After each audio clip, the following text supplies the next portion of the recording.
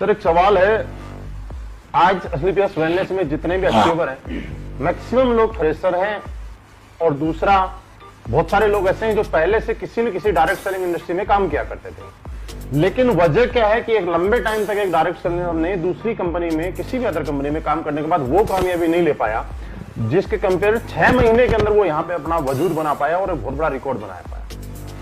ऐसा क्या है? देखिए, सबसे पहले तो किसी भी कंपनी में जो काम करते थे ना, मैं वो कहूंगा जो झोलर कंपनी है, जिनका मतलब हिसाब किताब ही हवा बेचने का है ना, उनके लिए लोग सावधान हो जाएं।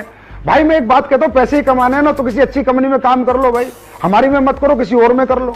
अच्छे प्रोडक्ट बेचो यार, कम से कम ये तो सोचो तुम्हारा बाप सीने के 2 बटन खोल के बाजार में निकले कि मेरा बेटा BMW लेके आया है तो दुनिया का भला करके लाया, मर्सिडीज लेके आया दुनिया का भला करके लाया।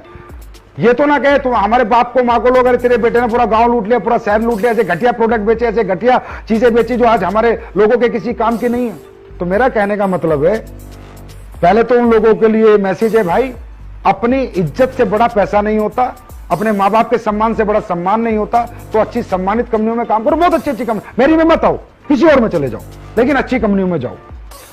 अब जो लोग 5-6 साल से कामयाब नहीं हुए सर, और यहां कामयाब हो गए, तो मेरा आपसे क्वेश्चन है कि वहां कामयाब क्यों नहीं हुए, यहां कामयाब हो गए, उनमें कोई कमी थी क्या? अगर कमी होती तो वहां भी कामयाब नहीं होते, यहां भी नहीं होते। मतलब कमी उनमें नहीं थी, कमी प्लेटफॉर्म में थी, कमी प्रोडक्ट में थी, कमी पे आउट में थी, कंपनी मैनेजमेंट में थी, कंपनी ट्रेनिंग सिस्टम में थी, कंपनी लीडरशिप में थी। वो सारी चीजें उन्हें यहां पर मिली। उनको यहां पर देखो, डायरेक्ट सेलिंग में लीडर पैसा कब कमाएगा? जब कस्टमर उसके प्रोडक्ट को प्रमोट करेगा, ना कि नेटवर्कर।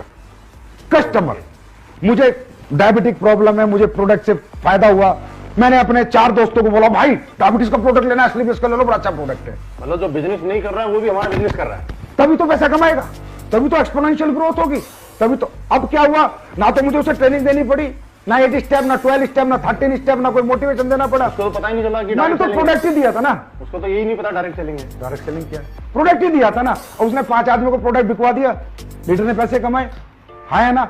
तो सबसे बड़ा रोल होता है प्रोडक्ट का।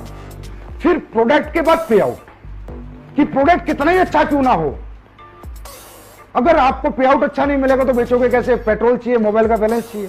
फिर होता है मैनेजमेंट, फिर होती है टॉप लीडरशिप। तो आज कंपनी की हमारी जो टॉप लीडरशिप है, उसको सल्यूट है मेरा कि वो इतने अच्छे, इतने ईमानदार लोग हैं। महिपाल सर जैसे, रामवीर सर जैसे, शिव कुमार जी जैसे, कुणाल जैसे, दलीप जैसे, अमित दुबे, अनुज जैसे अच्छे लोग हैं कि इन लोगों की जो लीडरशिप है वो लाजवाब रही है।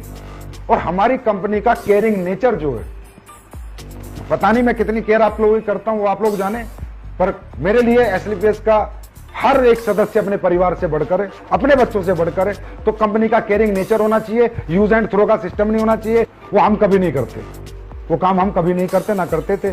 तो ये सारे कारण है सर।